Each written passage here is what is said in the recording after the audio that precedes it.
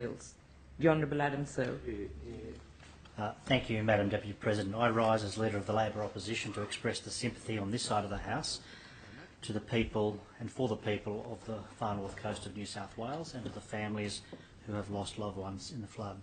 I'm a former resident of the North Coast, spending many of my formative years there, attending Maynard Public School and Mullumbimby High School, and I have many friends who have been affected in the region by the weather events. Across this vast continent, fire is a danger we well understand, but water is the one we often underestimate. Yet it causes damage and loss just the same. And so it was that an unprecedented deluge left families in this state on the North Coast bereaved, in pain and in grief over the loss of people who helped shape their lives and whose presence was a comfort, a source of strength and a motivating purpose in their life. That trauma and loss should shape our resolute response to this disaster.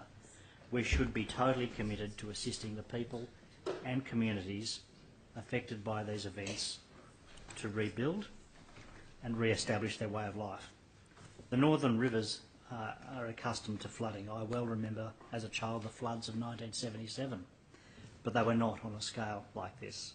The residents of Mullumbimby fighting literally for their lives, some telling of the water nearly sucking them out of their homes. Lismore, a whole city dark and underwater, with no power at the mercy of an implacable force.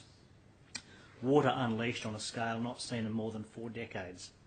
Lismore had always been confident about its levee, and the levee didn't break, the water just went over it, inundating every business in the CBD, some under more than 3 metres of water, a surging wall rising higher by the minute, drowning everything it covered.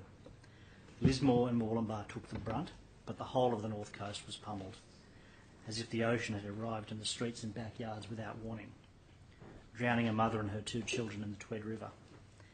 At a South Mullumbimby caravan park, drowning a man in his 40s in his caravan, the water covering his roof. Not far away, the flood forced a door open, pouring freely into a house, threatening a family so immensely that it shocked and panicked a father, triggering a heart attack. He died within minutes. Through all of this in the storm, the lashing rain and the swollen rivers and the land that became an inland ocean, one group was a constant, our state emergency services, proving over and again they have no equal. We thank them for their remarkable heart, their spirit, employing knowledge and training to keep the community safe when nature was at its worst, to help the recovery when the storms have passed. The water is receding now. In Lismore, the estimate is of 10,000 tonnes of curbside waste to be collected. Through all of this, we're struck by the extraordinary stoicism of people of the North Coast. On properties and in small businesses, people just front up and get on with it, even though some business owners know they may never trade again, even though for many the everyday insurance costs were so prohibitive they could not afford it. But resilience of people on our North Coast is inspiring, as the Honourable Catherine Cusack mentioned. Neighbour really does look after neighbour, the best example of the Australian way. You'd want them on your side in any undertaking, in any crisis. So to the emergency services, all of the emergency services, and to the many hundreds of community volunteer helpers, we say thank you. Our sympathy and prayers are with the bereaved families in this, their worst of weeks.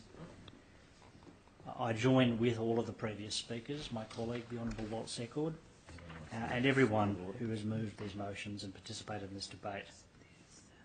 It's important that we come together in circumstances such as this to send a very clear message on behalf of the whole Parliament to the whole of the community.